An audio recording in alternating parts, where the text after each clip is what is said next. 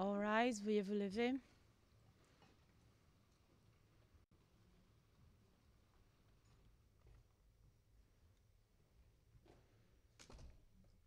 Please be seated, veuillez vous asseoir.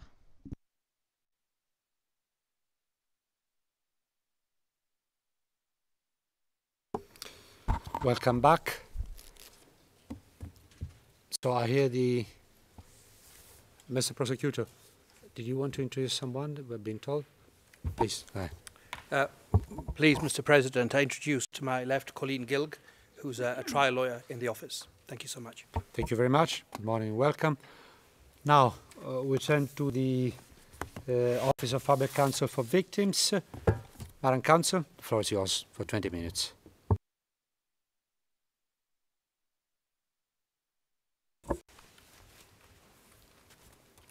Merci, Monsieur le Président. Monsieur le Président, Madame et Monsieur les juges, vous avez admis 27 victimes à participer à l'audience qui s'ouvre aujourd'hui dans votre décision du 6 octobre dernier. Je souhaiterais faire tout d'abord une remarque préliminaire faisant écho aux observations de la défense, maintes fois répétées, parfois verbatim, sur la participation des victimes aux procédures devant cette Chambre, afin qu'il n'existe aucune ambiguïté sur leur rôle dans la présente procédure. La défense de M. Saïd n'a eu de cesse, depuis le début de la phase préliminaire, de rappeler que, je cite, « La question de la participation des victimes à la procédure est une question fondamentale qui touche à l'équité de la procédure, puisque le rôle des victimes participantes est un rôle étendu et varié et qui va impacter de nombreuses questions fondamentales discutées au cours de la procédure, en particulier des questions qui touchent aux droits de l'accusé et à son innocence. Il s'agit du document 128 au paragraphe 19, répété dans le document 181 RED au paragraphe 7 et au document 88 au paragraphe 6 et 10. Et c'est un fait. L'article 68.3 du statut de Rome permet aux victimes de participer aux procédures et de faire entendre leurs vues et préoccupations lorsque leurs intérêts sont concernés, et donc, nécessairement, sur des questions fondamentales, dont l'audience de confirmation des charges. Le fait que les victimes aient dû, je cite encore la défense, présenter dans leur demande de participation un récit qui met en cause la responsabilité de la personne poursuivie, puisqu'elles doivent démontrer un lien entre les accusations portées contre la personne poursuivie, n'a rien à voir avec la formulation de quelconques accusations à l'encontre du suspect. Je citais, Monsieur le Président, Madame et Messieurs les juges, les documents 109 au paragraphe 2 et 22 et 23, répétés dans le document 63, paragraphes 48 et 57, et le document 88, paragraphe 9. La démonstration d'un lien de causalité et de rattachement des crimes qu'elles ont subis avec le suspect n'a pour autre but que de permettre à la Chambre de se prononcer prima facie sur leur statut de victime. C'est également ce qu'a confirmé la Chambre d'appel il y a un mois lorsqu'elle a rejeté l'argument de la défense selon lequel les formulaires de participation, je cite, pourraient influencer d'une manière ou d'une autre les décisions qui seront prises concernant l'innocence ou la culpabilité du suspect et seraient dès lors des éléments cruciaux dans la préparation de la défense. La Chambre d'appel a rejeté ces prétentions, citant une décision de 2007 dans laquelle, déjà, le juge unique de la Chambre préliminaire 2 précisait qu'une décision prise en application de la règle 89 du règlement de procédure et de preuve, je cite, n'a pas pour objet de statuer de manière définitive sur la nature des crimes qui pourraient être constitués par les événements décrits par le demandeur, ni de déterminer si les éléments constitutifs de chaque crime sont effectivement réunis. Ces deux analyses relèvent de la détermination de la culpabilité de l'accusé plutôt que de l'appréciation de la qualité de victime dont les intérêts personnels sont concernés au sens de l'article 68.3 du statut. Il s'agissait du document ICC 02 04 101 au paragraphe 13. Monsieur le Président, Madame et Monsieur les juges, le rôle des victimes dans la procédure ne consiste pas à formuler de quelconques accusations à l'encontre du suspect. Cette charge revient à l'accusation. Elles interviennent dans les procédures puisqu'elles ont la possibilité de collaborer à l'établissement de la vérité. Elles éclairent les faits d'une façon différente, mais primordiale, à la recherche de la vérité judiciaire qui est la raison même de la procédure qui nous occupe aujourd'hui. Monsieur le Président, Madame et Monsieur les juges, la participation des victimes à l'audience qui s'ouvre aujourd'hui et dans les procédures devant la Cour de façon plus générale est essentielle puisqu'elle rappelle à chacun que la justice rendue au sein de cette institution est rendue en leur nom, afin de préserver les générations futures d'atrocités qui défient l'imagination et heurtent profondément la conscience humaine, et de ne pas laisser impunis les crimes les plus graves qui touchent l'ensemble de la communauté internationale. Les crimes à l'origine de la victimisation des victimes dont il s'agit s'inscrivent à la fois dans le cadre d'une attaque généralisée et systématique contre la population civile et d'un conflit armé non international dans lequel deux camps se sont affrontés au mépris de cette même population civile. M. Saïd est soupçonné d'avoir commis des crimes contre l'humanité, à savoir des faits d'emprisonnement ou d'autres formes de privation grave de liberté physique, de torture, de persécution et d'autres actes inhumains. Il est également soupçonné d'avoir commis des crimes de guerre, à savoir des crimes de torture et de traitement cruel et d'atteinte à la dignité des victimes, faits commis dans les centres de détention de l'Office central de répression du banditisme, l'OCRB, entre le 12 avril et le 30 août 2013, et du Comité extraordinaire pour la défense des acquis démocratiques, le CEDAD, de la mi-septembre au 8 novembre 2013. Monsieur le Président, Madame et Messieurs les juges, les victimes admises à participer n'ont pas grand-chose en commun. Il s'agit, dans leur très grande majorité, d'hommes victimes directes des crimes qui nous occupent aujourd'hui. Elles ont des origines ethniques très variées, des professions qui le sont plus encore. Elles n'avaient aucune raison de se rencontrer. Et pourtant, elles ont toutes été arbitrairement arrêtées, torturées ou victimes de traitements dégradants, détenues à l'OCRB ou au CEDAD, au secret. Certaines d'entre elles ont fini par être libérées après plusieurs jours, voire plusieurs semaines, isolées, sans contact avec leurs familles, qui n'avaient pourtant de cesse, pendant ce temps, de les rechercher. D'autres victimes ne sont jamais rentrées et ont disparu dans les geôles de la Séléka. Leurs familles sont désormais convaincues qu'elles y ont été assassinées. Leur incarcération s'est invariablement faite dans des conditions inhumaines. Elles étaient privées d'eau et de nourriture, souvent cagoulées et menottées. Elles n'ont jamais été formellement inculpées.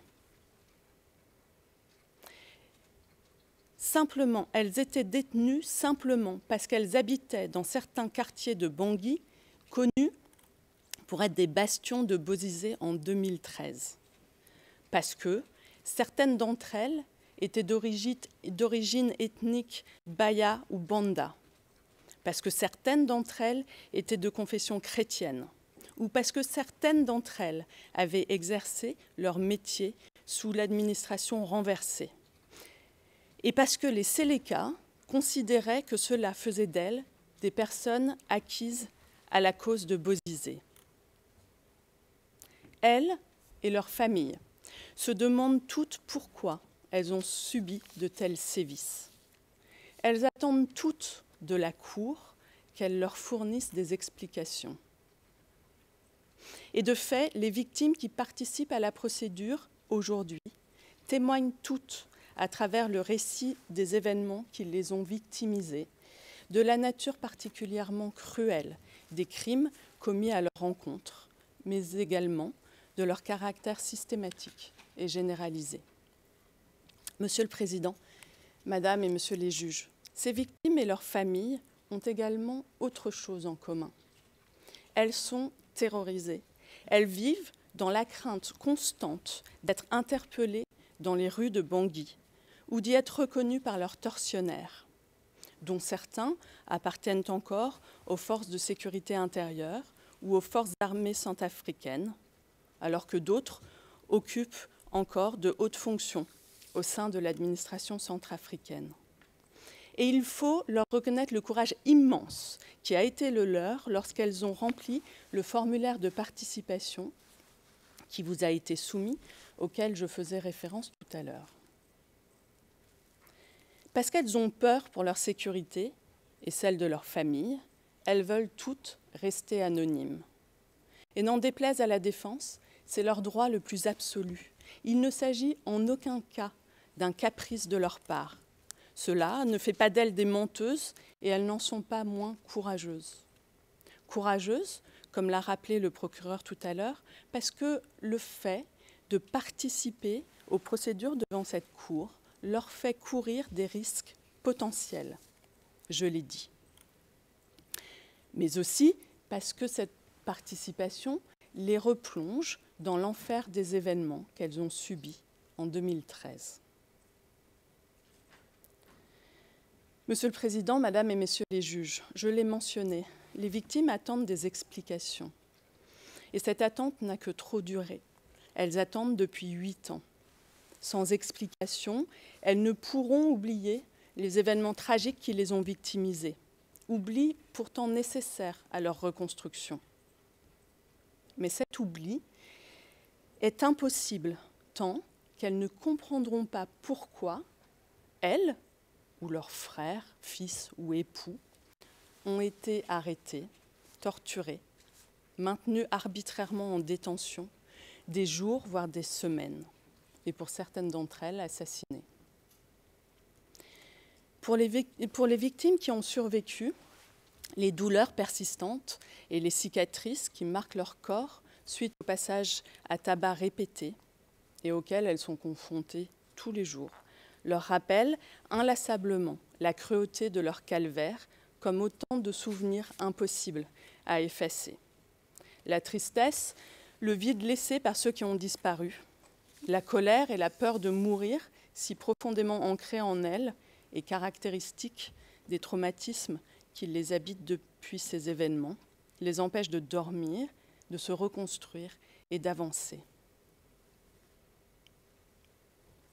Les familles des victimes disparues, quant à elles, sont dans l'incapacité de faire leur deuil tant qu'elles n'obtiendront pas d'explication sur le sort réservé aux leurs et sur les raisons de leur supplice.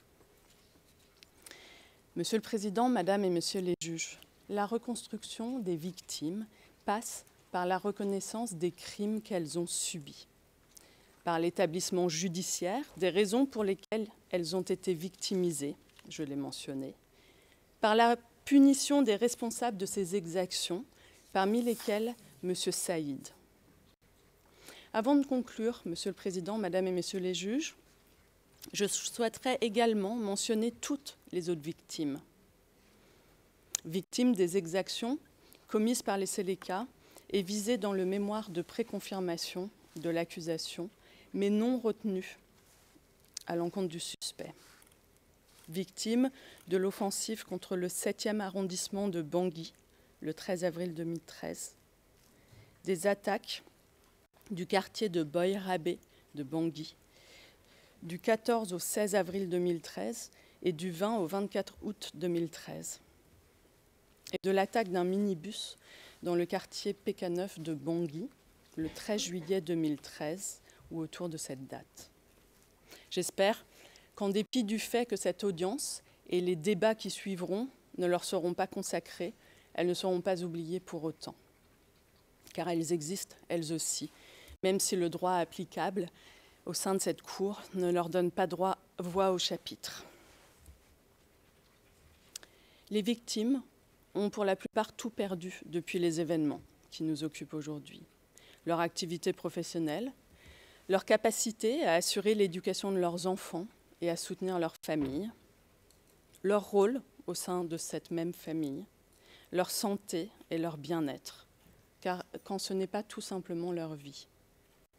Les victimes et leurs familles ont les yeux tournés vers cette cour, tant leur participation à ces procédures constitue une étape essentielle pour leur reconstruction. Je vous remercie, Monsieur le Président, Madame et Messieurs les juges.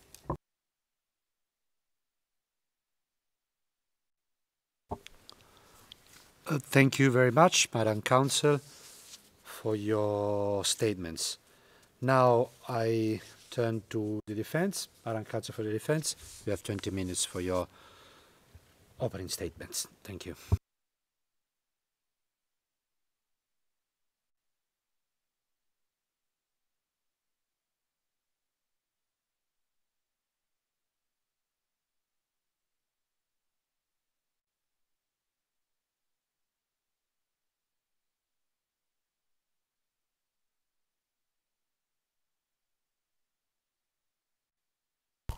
Merci, Monsieur le Président.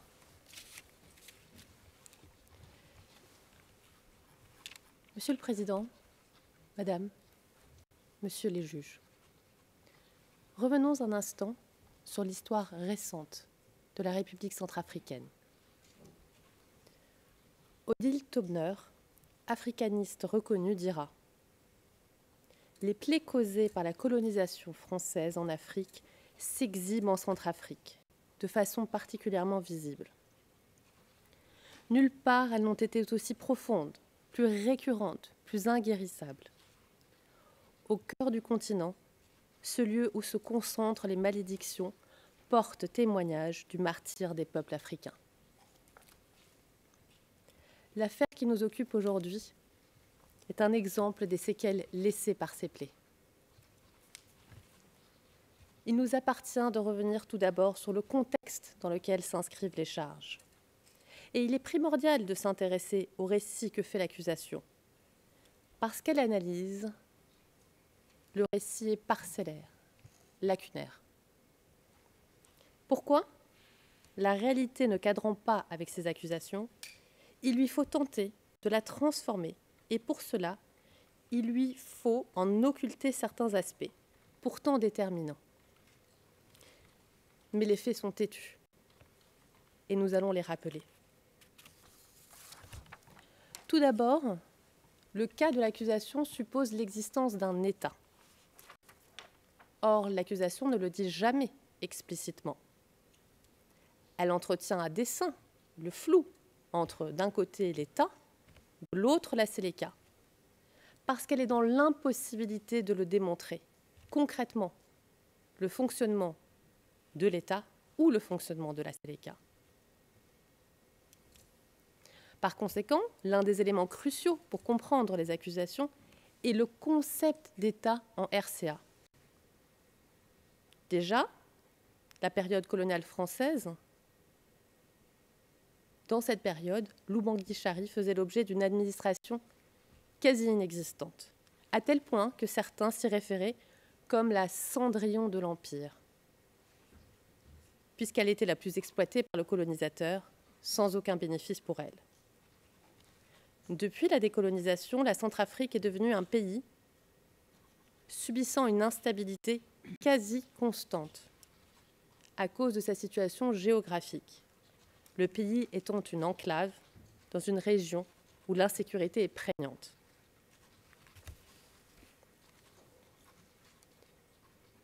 Le manque de contrôle des services de sécurité de l'État a pour conséquence de laisser le pays exposé à différentes formes de banditisme.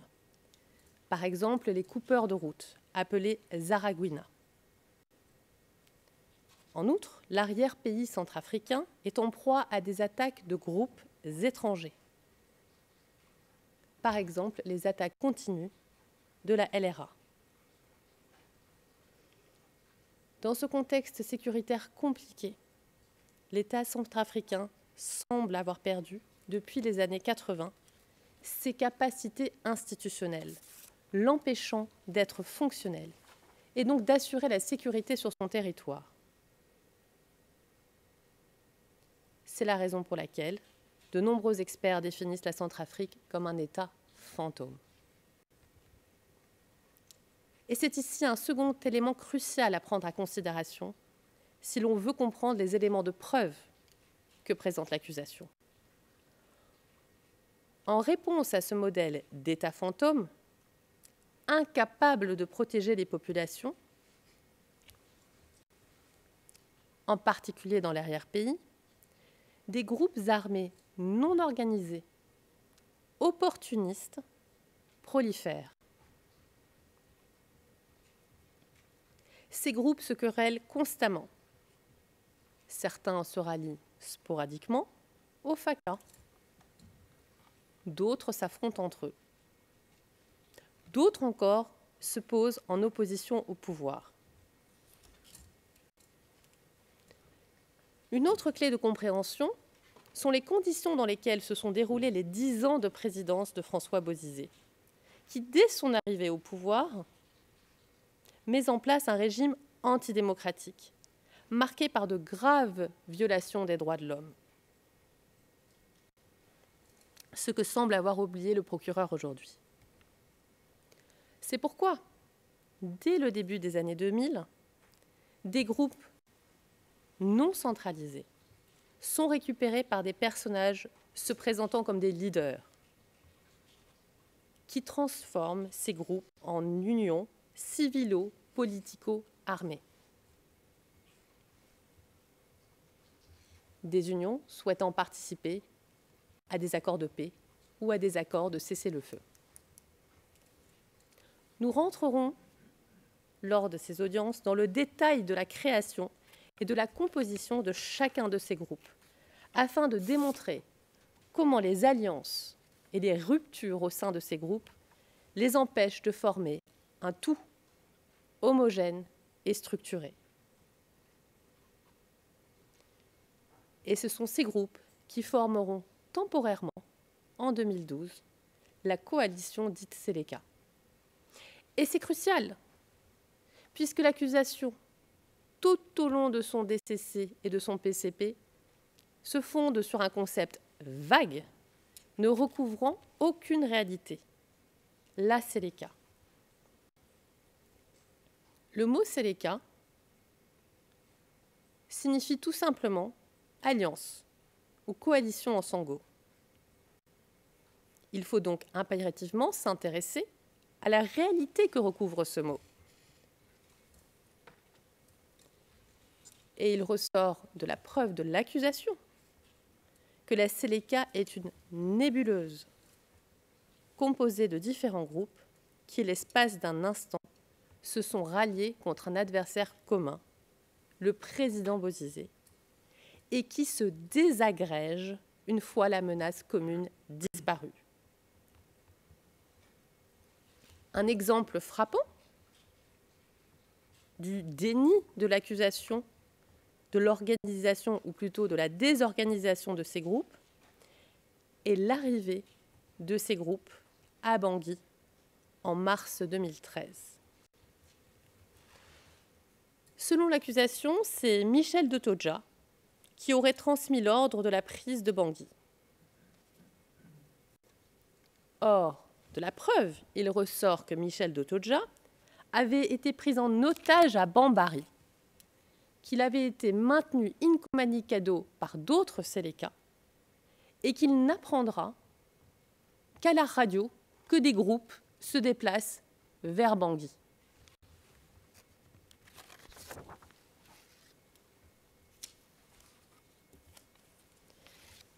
Il est d'autant plus fondamental de s'intéresser à ce que recouvre l'expression Séléka que l'accusation considère qu'une fois que le président Bozizé a quitté le pouvoir, c'est cette Séléka qui va devenir l'État. Nous l'avons dit, l'ex-coalition se désagrège une fois que le gouvernement d'union nationale, conforme aux accords de Libreville, est mis en place. Roland Marchal, chercheur au CNRS, explique d'ailleurs, et je cite, « Dans les mois qui suivent, la Séléka n'est pas une confédération, la Séléka n'est plus qu'une confédération très lâche de groupes armés qui vivent sur la population. Leurs chefs sont incapables de les contrôler et la chaîne de commandement presque inexistante. » Il n'est donc pas possible d'utiliser le mot « Séléka » pour se référer à l'État.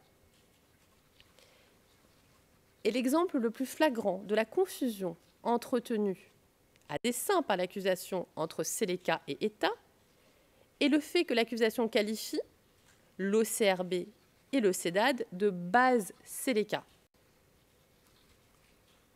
Or, l'OCRB a été créé par la coopération française dans les années 80. Et l'OCRB fait partie de la structure de l'État depuis cet instant.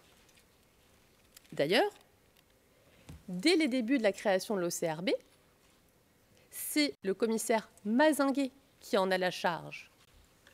Le même commissaire qui sera toujours en charge au moment des accusations. L'OCRB est donc placé sous l'autorité du directeur général de la police et du ministère de la Sécurité. Il fait donc partie de la structure étatique et la preuve de l'accusation révèle que les arrestations et les détentions à l'OCRB étaient faites sous le contrôle juridictionnel du procureur de la République. Il convient de noter aussi que de nombreux détenus à l'OCRB sont des personnes qui sont qualifiées de Séléka. Alors que nous dit l'accusation? Que l'OCRB est une base Séléka qui, dans les faits, détiendrait majoritairement des Séléka. En utilisant le mot « base », l'accusation donne l'impression d'une forme d'opacité. Or, l'OCRB est un lieu ouvert où se rendaient régulièrement des représentants de la Croix-Rouge, d'ONG ou des représentants des autorités françaises. Un militaire français dit par exemple que la plupart du temps, les personnes détenues étaient libres dans l'enceinte. Seules les personnes très dangereuses étaient détenues.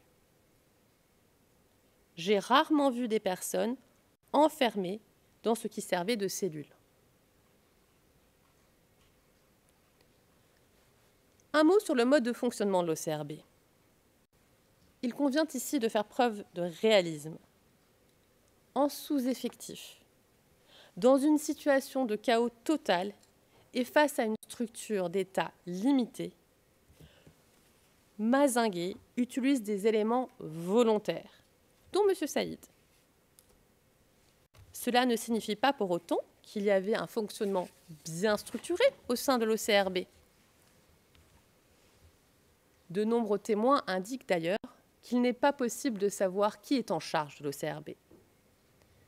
Un témoin sachant nous dit « Vous me demandez qui était à la tête de l'OCRB ?» C'est difficile à dire, comme ça changeait tout le temps. Pour tenter de contourner le problème structurel inhérent à l'OCRB, l'accusation préfère présupposer le rôle de M. Saïd. nous établirons qu'un tel procédé empêche l'accusation d'établir une quelconque responsabilité de M. Saïd. Puisqu'en postulant, sans le démontrer, que M. Saïd serait en charge, l'accusation considère qu'il est de facto responsable de tout ce qui se déroulerait à l'OCRB, peu importe qu'il soit physiquement présent ou pas. D'ailleurs, aujourd'hui, nous avons appris que M. Saïd serait responsable d'événements qui se seraient déroulés à Boïrab. Première nouvelle, ce ne figure pas dans le DCC. Ça ne figure pas dans le PCB. S'il s'agit d'une nouvelle charge, nous n'avons pas été notifiés. La réalité à l'OCRB, c'est une désorganisation totale. Et dans la désorganisation totale, il n'y a pas de responsable clairement identifié. C'est impossible. Et M. Saïd, en tant que volontaire, essayant d'assister Mazingué, n'est en aucun cas responsable de ce que feraient d'autres personnes se revendiquant à des postes divers. Dans un tel contexte de désordre, il serait impossible pour l'accusation de prouver une quelconque politique d'un État ou d'une organisation ou un quelconque plan commun.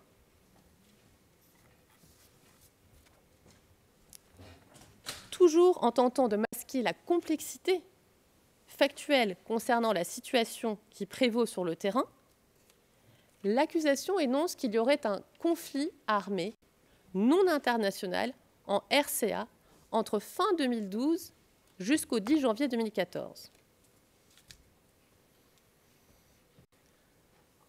En visant une période particulièrement large, sans se concentrer spécifiquement sur la période visée par les charges, l'accusation tente de donner une impression de continuité dans la situation politico-armée en RCA.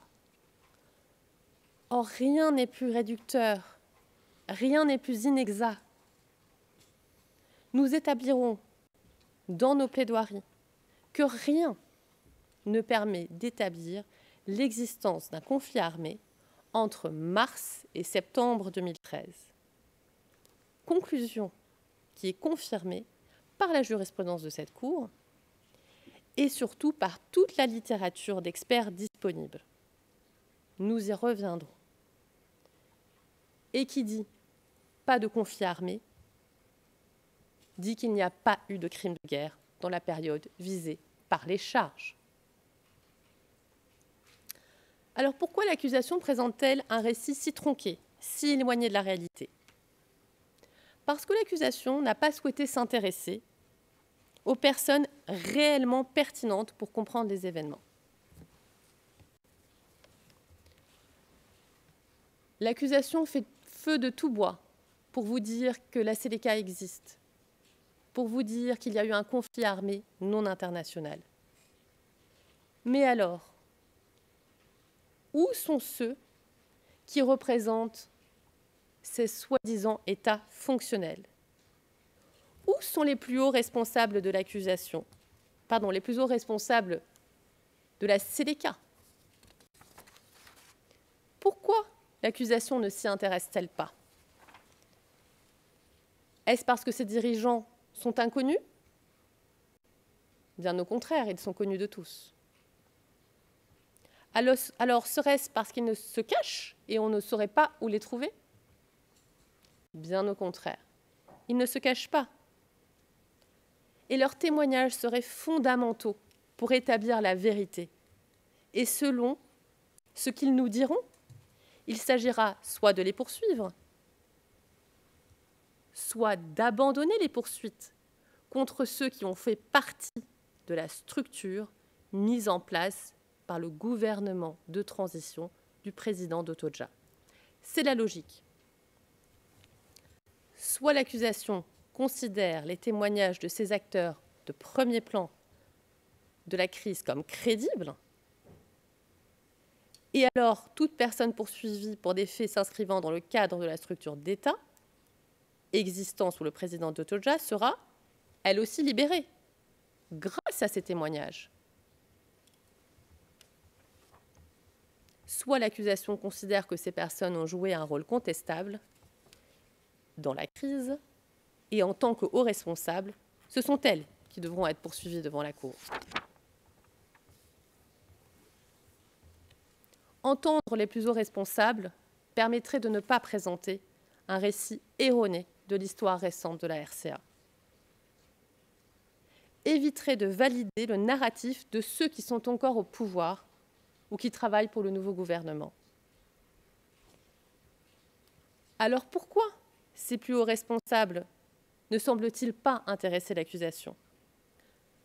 La réponse, Monsieur le Président, Madame, Monsieur les juges, nous devrons tenter de l'obtenir en session à huis clos partiel. Avant de passer en session en huis clos partiel, je précise que ce sera mon dernier point de ma présentation. Monsieur le Président, pouvons-nous passer en huis clos partiel, s'il vous plaît?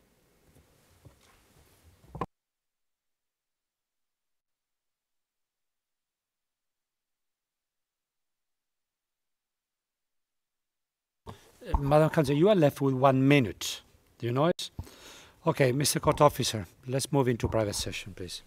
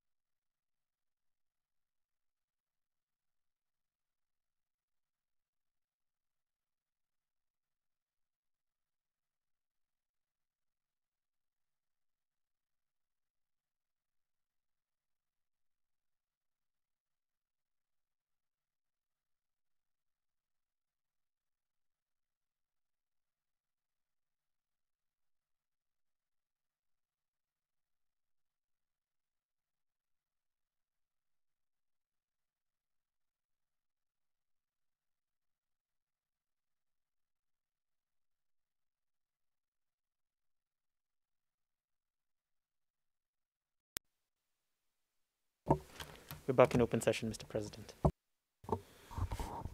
Well, we are now back in open session. The defense for Mr. Said has concluded her opening statements. Now the parties will have the possibility, under Rule 122, paragraph 3 of the Rules of Procedure and Evidence, to raise objections or make observations concerning an issue related to the proper conduct of the proceedings prior to the confirmation hearing. I will remind once again that the issues and objections which were already brought to Chamber's attentions cannot be raised and should not be raised at this stage. And I also recall that pursuant to Rule under 22, paragraph 4, at no subsequent point may such objections and observations be raised or made again in the confirmation or trial proceedings. Please adhere strictly to the time allocated. And now we start with the counsel for the defense. Madam Counsel, the floor is yours. Merci, Monsieur le Président.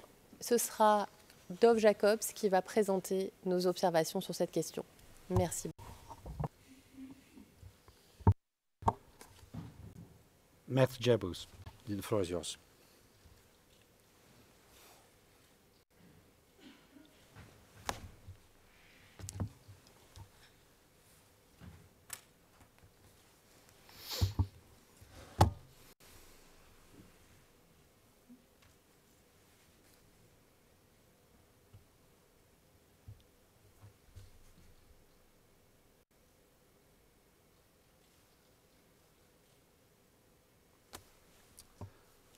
Mr. Jacobs, let me add that the prosecution has indicated that they do not intend to raise objections or make observations, so we will give you at the latest until 1 when we will adjourn hearing.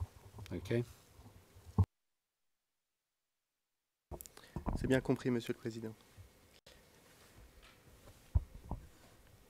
Monsieur le Président, Madame, Monsieur les juges, en permettant à la défense de soulever toute question touchant à la régularité des procédures qui ont précédé l'audience, la règle 122.3 a une fonction corrective visant à assurer que tout ce qui pourrait toucher à l'équité de la procédure soit discuté en amont de la présente audience et en amont de la discussion sur le fond du dossier. Plus particulièrement, le début de l'audience est l'unique opportunité pour une partie de faire le bilan de l'ensemble de la procédure qui a précédé l'audience et de soulever sur cette base toute exception et de présenter toute observation. Ce moment crucial de l'audience permet aux parties et à la Chambre d'expurger la procédure de tout vice qui pourrait entacher la régularité de la procédure dans son ensemble.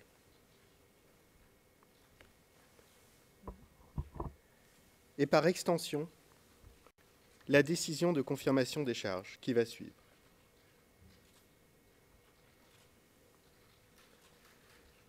La défense note que, concernant la fonction de la règle 122.3, la dernière version du guide pratique de procédure pour les chambres, publiée en 2019, qui regroupe ce que l'ensemble des juges de la Cour ont estimé devoir être les meilleures pratiques en matière de la conduite de la procédure, précise, paragraphe 46, que les exceptions de procédure envisagées à la règle 122.3 peuvent aussi porter, par exemple, sur le délai donné aux parties pour préparer l'audience de confirmation des charges.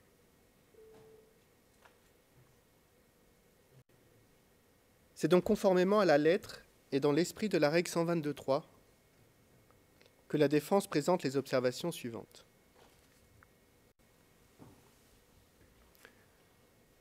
Tout d'abord, concernant le document contenant les charges et le mémoire de préconfirmation.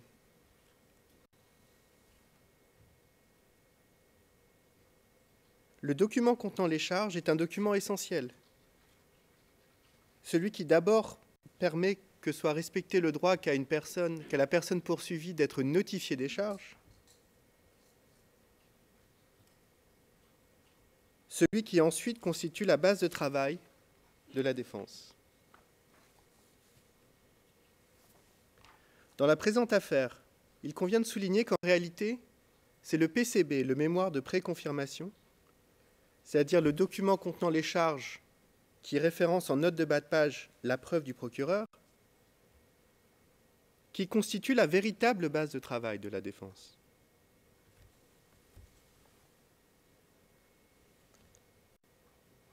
En effet, le DCC sans référence n'est qu'une série d'allégations non étayées et non démontrées.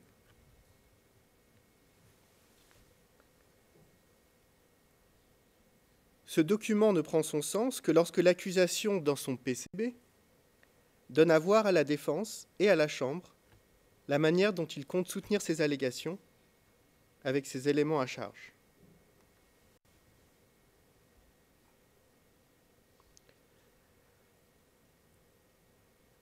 Le DCC a enfin pour fonction de cadrer la discussion, puisque c'est sur cette base que la Chambre pourra décider soit d'infirmer les charges, soit de ne confirmer que celles pour lesquelles elle aura décidé que l'accusation aura donné des motifs substantiels de croire qu'elles sont établies.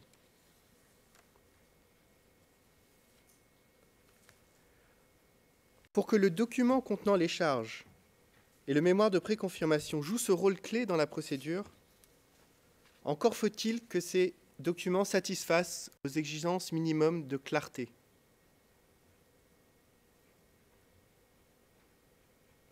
Or, pour la défense, ce n'est pas le cas.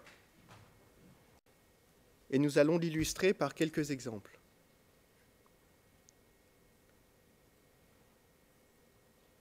Premièrement, la défense a pu constater que fréquemment, l'accusation se contente d'émettre une affirmation dans le corps du texte et renvoie en note de bas de page à souvent une d'ailleurs, ou plusieurs références, sans aucune indication sur la teneur de l'élément de preuve ou de la déclaration de témoin à laquelle l'accusation renvoie.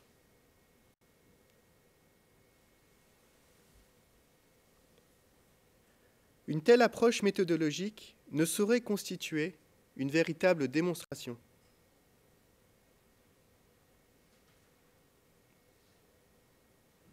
En n'exposant pas clairement en quoi sa preuve soutient ces allégations,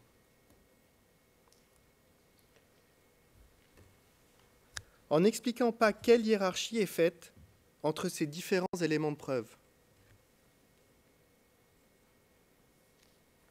en ne donnant aucune indication même sur l'authenticité de ces éléments de preuve ou de la crédibilité de ces témoins, l'accusation prive la défense et la Chambre des outils essentiels pour évaluer son dossier.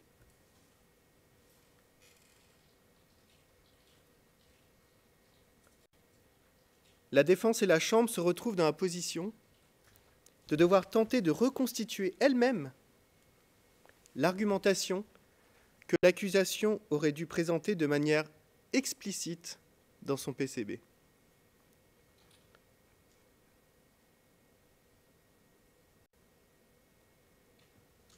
En définitive, l'on peut constater que le procureur a appliqué ce qu'on pourrait appeler une méthode IKEA à sa démonstration, où le lecteur dispose d'un côté d'une allégation, de l'autre côté d'une cote ERN, et doit elle-même reconstituer la démonstration.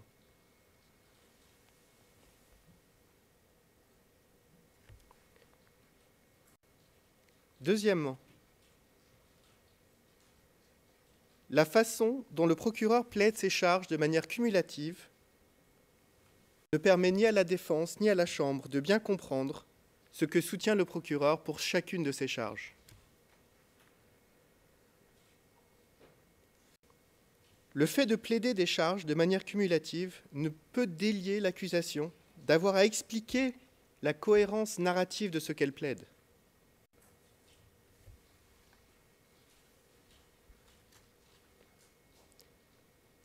En effet, l'opération qui consiste à retenir une qualification juridique n'est pas un exercice désincarné, technique. Une qualification juridique raconte un point de vue, une histoire.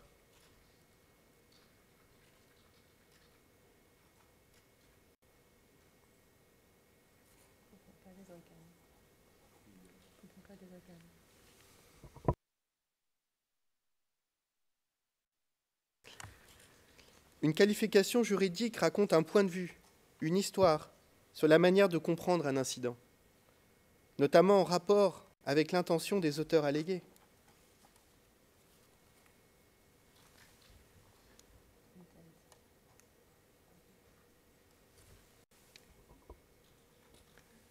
À l'intention des auteurs allégués, donc.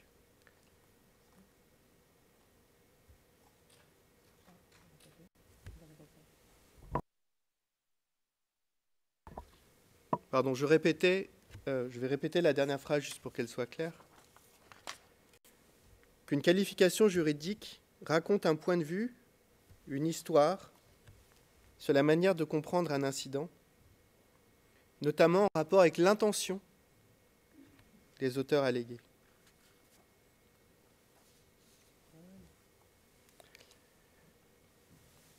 Disons-le clairement, d'un point de vue narratif, un incident particulier ne peut pas être à la fois un crime de guerre et un crime contre l'humanité, chacun ayant sa logique narrative différente.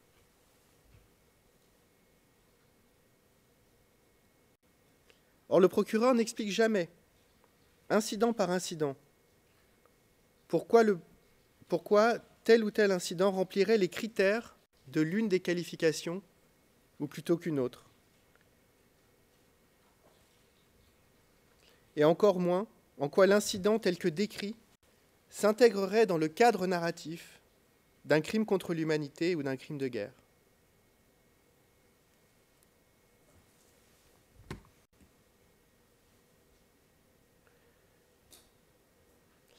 L'on constate ici que l'accusation dans sa démarche va même plus loin dans la méthode IKEA, puisque sur ces questions, il y a non seulement des éléments disparates, mais encore nous ne savons même pas quel meuble nous sommes censés reconstituer.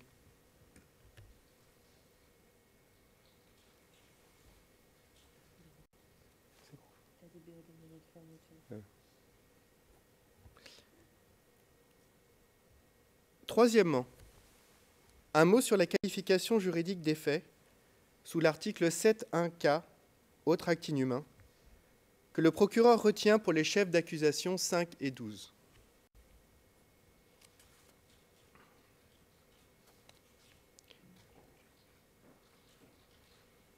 Déjà, il convient de rappeler que cet article du statut n'est pas sans controverse, pas sans difficulté.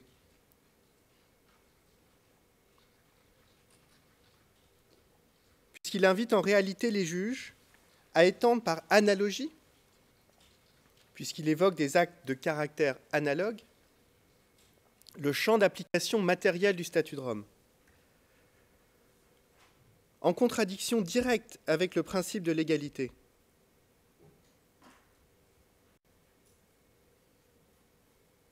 Qui prévoit à l'article 22 du statut, et je cite, « la définition d'un crime est d'interprétation stricte et ne peut être étendue par analogie. »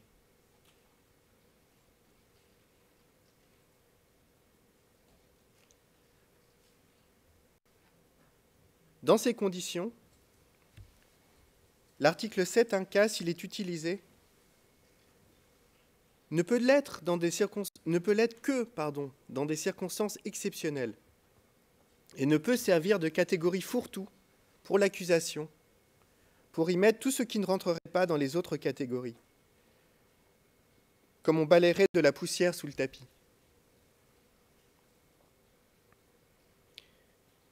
Ici, en l'occurrence, c'est ce que fait l'accusation. Puisque dans ses développements consacrés à cette qualification juridique, elle expose de manière succincte quelques critères juridiques, puis présente une série d'allégations factuelles éparses, sans faire le moindre effort pour démontrer en quoi ces allégations rempliraient spécifiquement les critères juridiques visés.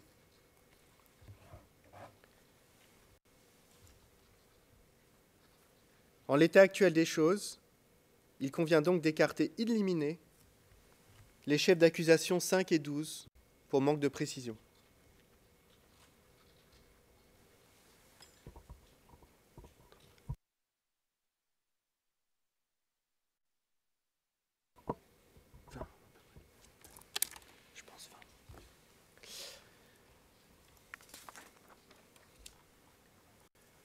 J'en viens à ma seconde série d'observations relative à l'analyse des divulgations du procureur et ce qu'elles disent des déficiences de ces enquêtes, ce qui remet en cause tout le fondement de la présente procédure.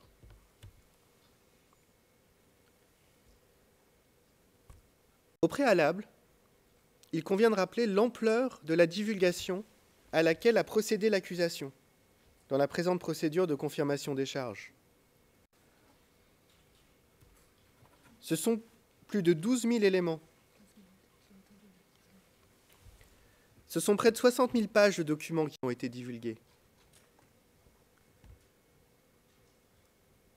Pour bien mesurer l'ampleur de ces divulgations, il suffit de dire que ces 60 000 pages sont de 20% supérieurs aux éléments de preuve divulgués par l'accusation avant le début du procès dans l'affaire Gbagbo et Blé Goudé.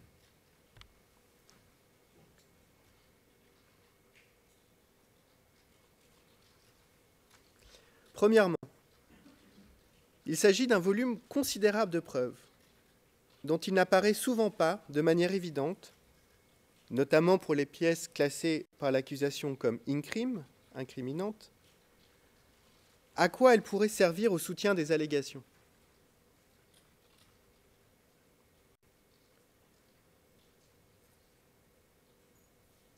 L'accusation n'a retenu, pour directement soutenir les allégations dans le PCB, qu'environ 800 éléments de preuve sur les 8069 éléments in-crime divulgués.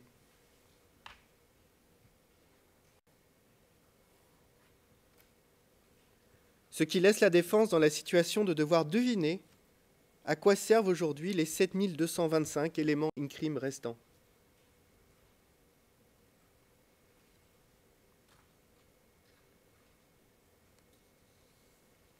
Deuxièmement, avec un tel volume d'éléments de preuve divulgués, l'on pourrait au moins s'attendre à ce que le dossier contienne tous les éléments utiles,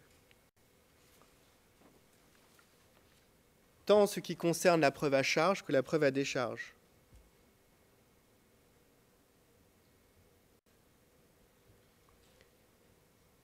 Or, que constate-t-on à l'analyse de la preuve divulguée ?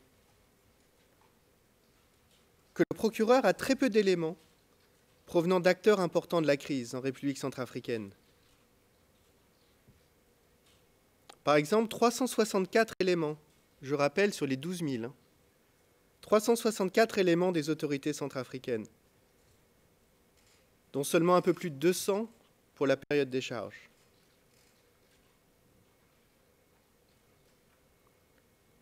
Zéro élément des autorités... Mr. Counsel, Oui. will you please repeat? Because we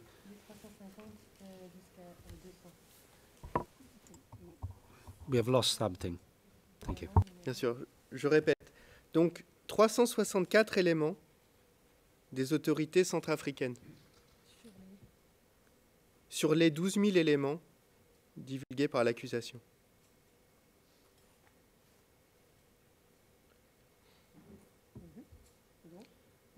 Dont à peine 200 portant sur la période des charges.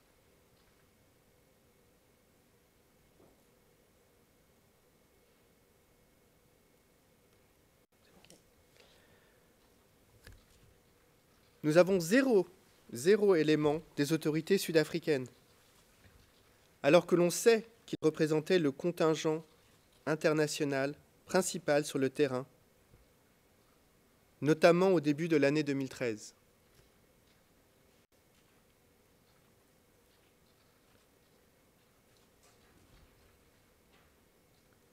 Zéro élément des autorités tchadiennes, alors même que l'implication du Tchad dans les crises successives en République centrafricaine est connue de tous.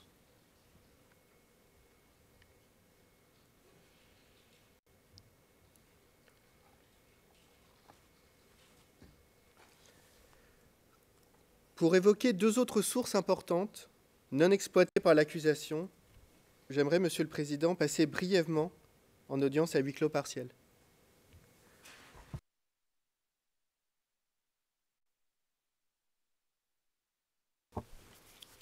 Mr. Court Officer, we will move into private session.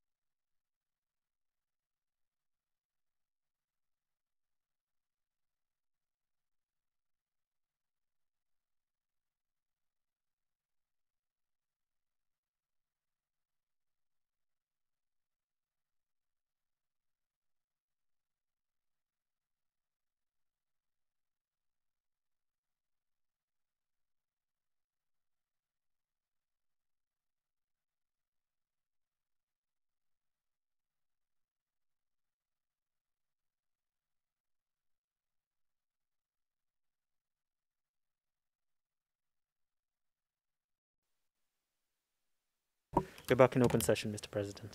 Thank you very much. Mr. Counsel, please.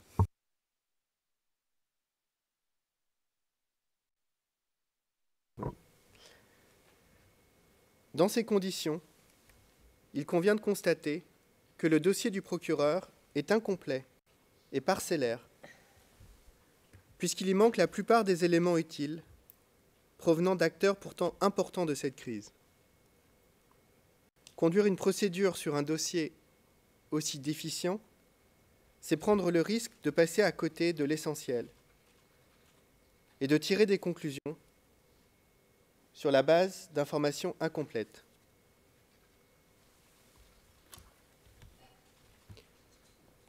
Troisièmement, il ressort de la preuve de l'accusation qu'elle n'a pas enquêté de manière neutre pour établir la responsabilité et poursuivre ceux qu'elle estimait être les plus responsables des crimes qu'elle alléguait.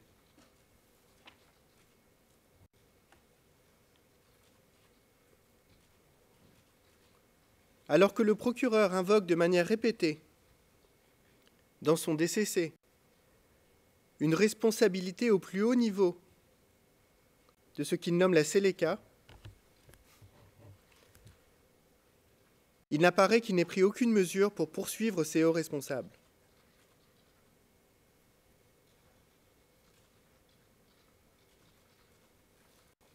Monsieur le Président, je dois passer de nouveau, avec votre permission, de nouveau à huis clos partiel, et ce sera la dernière fois pour ma présentation.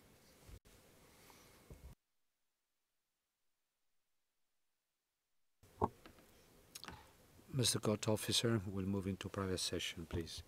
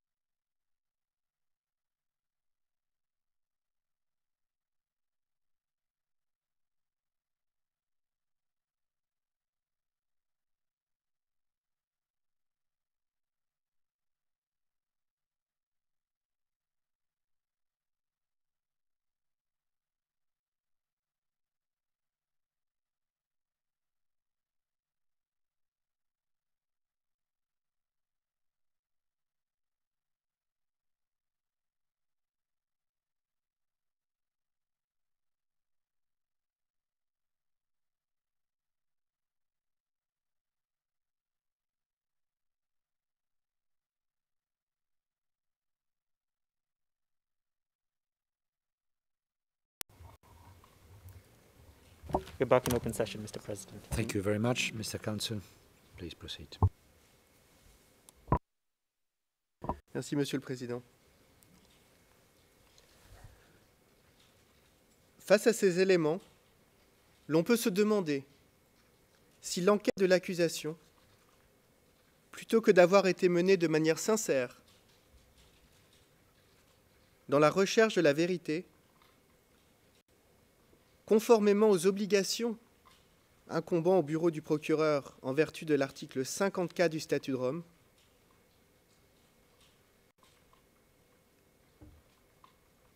n'a pas dès le départ été fondée sur des compromissions avec certains acteurs de la crise,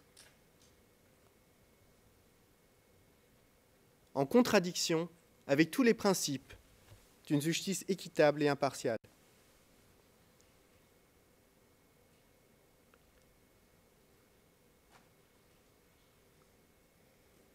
Ce constat vicie à l'évidence toute l'enquête ayant mené à ce que nous soyons là aujourd'hui.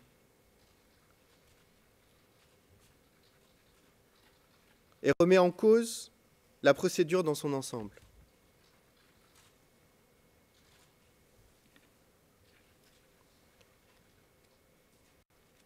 J'en viens à mon troisième et dernier point. Nos observations générales sur l'équité de la procédure qui a précédé la présente audience.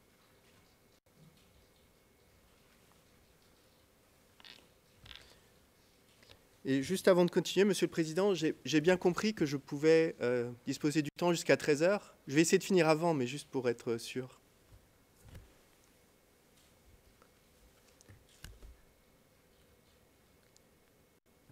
La défense, au cours de la phase qui a précédé l'audience de confirmation des charges, a soulevé au fur et à mesure, comme c'était son droit et son devoir, un certain nombre de questions qui affectaient la capacité de la défense à exercer ses droits. Et par conséquent, qui portaient atteinte à l'équité de la procédure.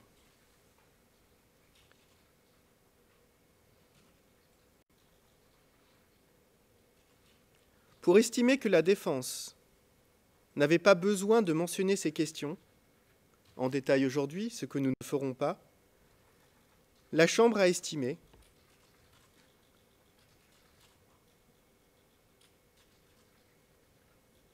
et je cite l'écriture 188, paragraphe 15, « Il n'est pas clair en quoi l'instruction de la Chambre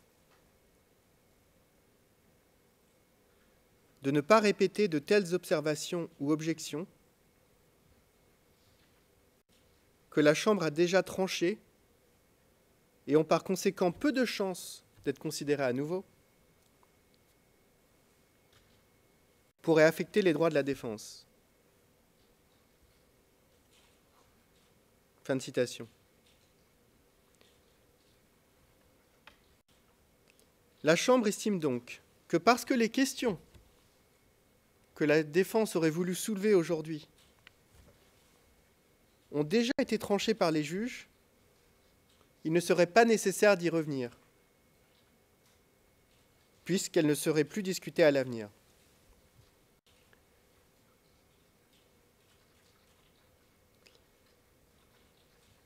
Néanmoins, la défense soumet respectueusement que ce n'est pas le cas. Pourquoi ? Parce que ces questions, si elles ont certes été tranchées par la Chambre, n'ont pour la plupart pas fait l'objet d'une évaluation par la plus haute chambre de cette Cour, la Chambre d'appel, et donc n'ont pas été tranchées définitivement.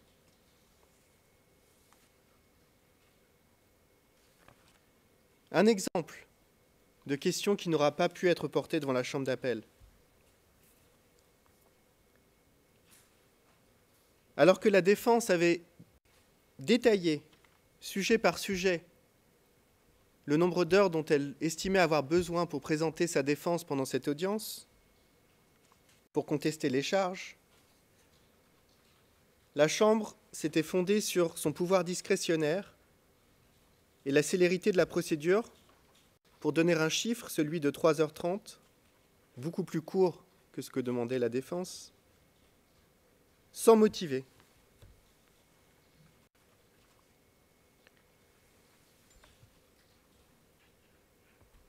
Néanmoins, le fait que les juges aient une marge de discrétion dans l'exercice de leurs fonctions ne veut pas dire qu'il ne faille pas motiver les décisions.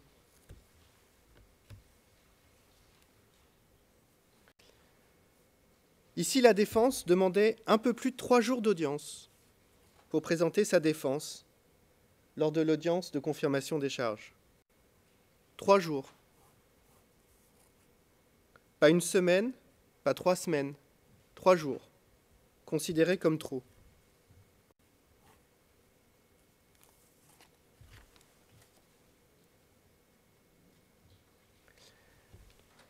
Juste un point. Cette position était d'autant plus étonnante que, rappelons-le, l'audience de confirmation des charges avait été repoussée le 30 juin dernier, du 5 au 12 octobre 2021 par la Chambre. Pour quelle raison? Et je renvoie à la décision 112, paragraphe 15.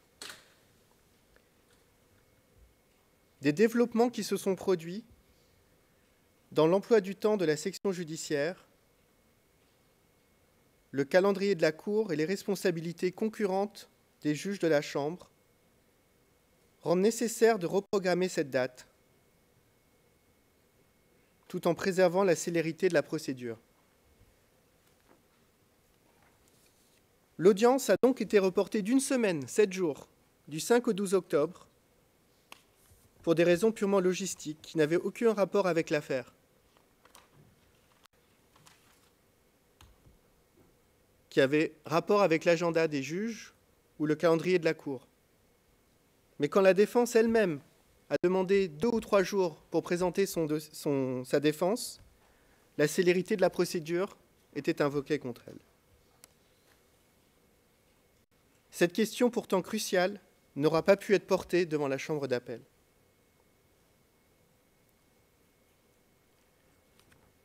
L'autre exemple, et je n'y reviens pas, c'est celui dont on a parlé ce matin, c'est la question du temps dont la défense a pu disposer pour analyser la preuve du procureur.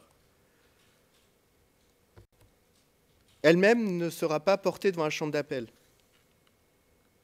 pour le moment.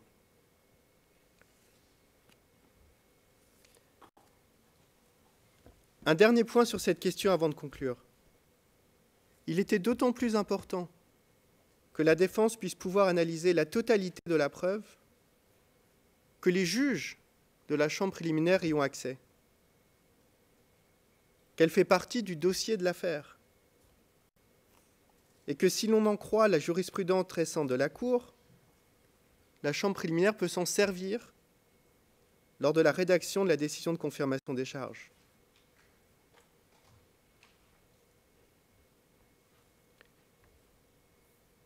Ainsi, dans la décision de confirmation des charges dans l'affaire Abdelrahman, du 9 juillet 2021, la Chambre précisait qu'elle avait, je cite, « analysé la totalité de la preuve matérielle divulguée par l'accusation, en plus des éléments mis par le procureur sur son inventaire de preuves. »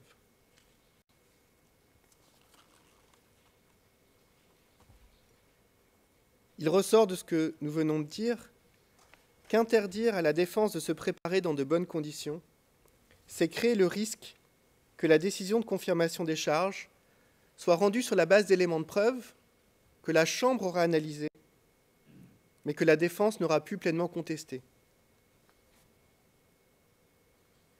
Ce qui remettrait en cause l'équité de la procédure dans son ensemble.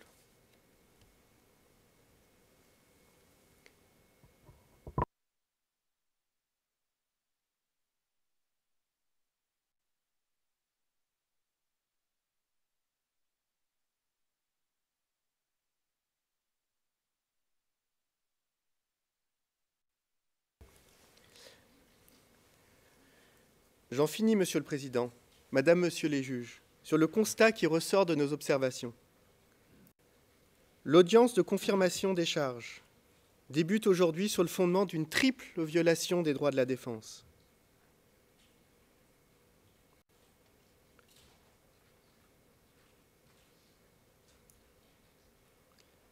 Un DCC et un PCB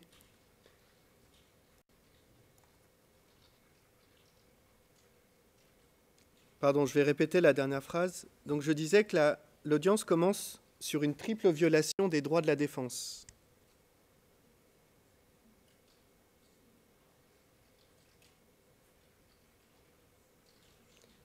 Premièrement, un DCC et un PCB qui ne satisfont pas aux exigences en matière de clarté et de notification des charges. Une enquête qui n'aura pas été menée de manière sincère et qui vicie la procédure. Une violation des droits fondamentaux de la défense en matière de respect de son temps à disposer, de son droit, à disposer du temps nécessaire à la préparation de l'audience, violation qui n'aura pu être portée devant la chambre d'appel.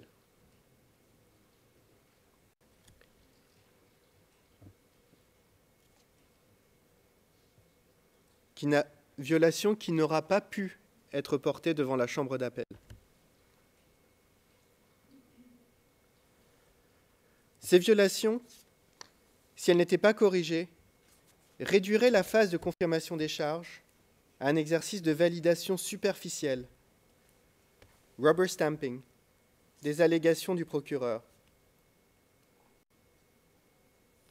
ce qui irait à l'encontre de la lettre et de l'esprit du statut de Rome, dont les juges sont pourtant les garants, et serait contraire à l'ambition d'exemplarité à laquelle s'attache la Cour pénale internationale. Je vous remercie.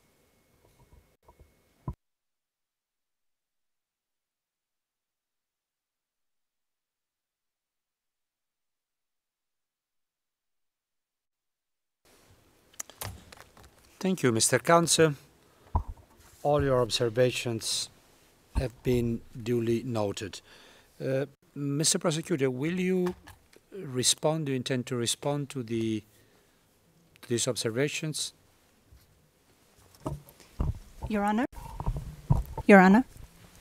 Yes, please. Is it working? Yeah, sorry.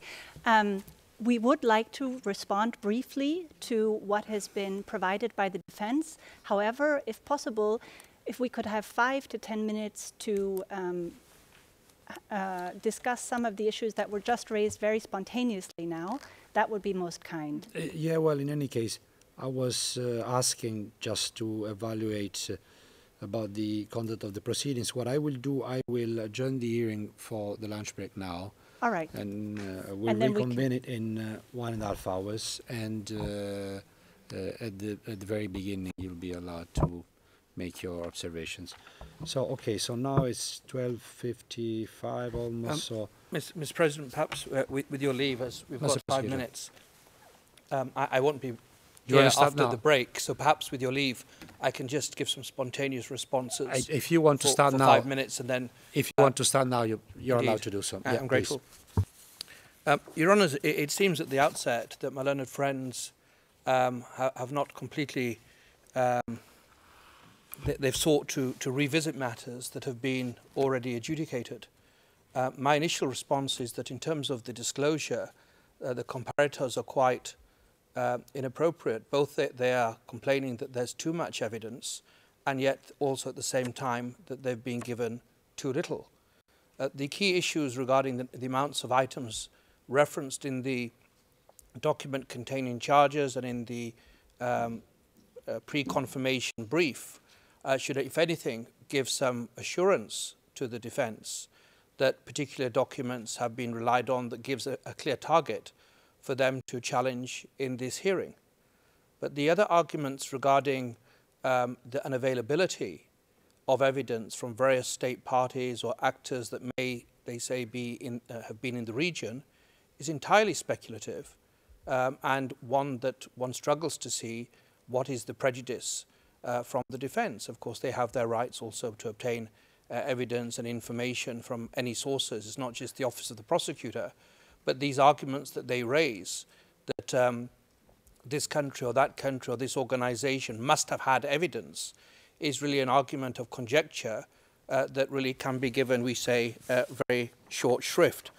In terms of the very nice, and I commend my learned friend for it, the very vivid IKEA model, I think IKEA has been given a bit of a bad rap. Sometimes the instructions are extremely clear, and of course people walk to the shops for a reason.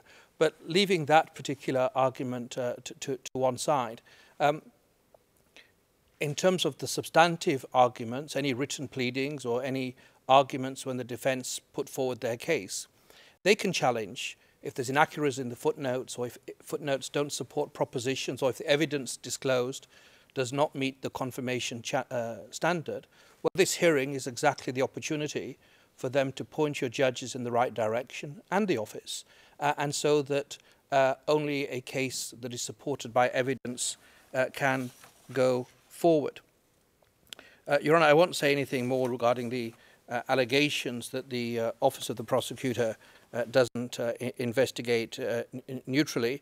I don't think much attention needs to be given to that. It's a statutory requirement, and if there's any substance to that, action can be taken. But again, the argument about which witnesses are called, and particularly at this stage of the proceedings, is one that is not a really intrinsic or relevant consideration at this stage of proceedings. Your Honour, I think my learned friend Leonie Van Braun will probably have some more pertinent and significant arguments to make after the break, but they're my immediate reaction. Certainly there's nothing to say that the individually or cumulatively the various complaints, if I can put them like that, I say they're no more than really than complaints, that have been put forward by the defence are such that give any basis for their contention that there's a defect in the proceedings up to this point. It's a try. Your Honours will decide if it's a good try or not, but we say it can be dismissed quite summarily. Thank you. Thank you, Mr. Prosecutor. Then we're almost at 1. I will then adjourn the hearing for 1.5 hours for lunch break. We will therefore resume at 14:30 with the Office of Prosecutor continuing with their observations. Thank you very much. All rise, veuillez vous lever.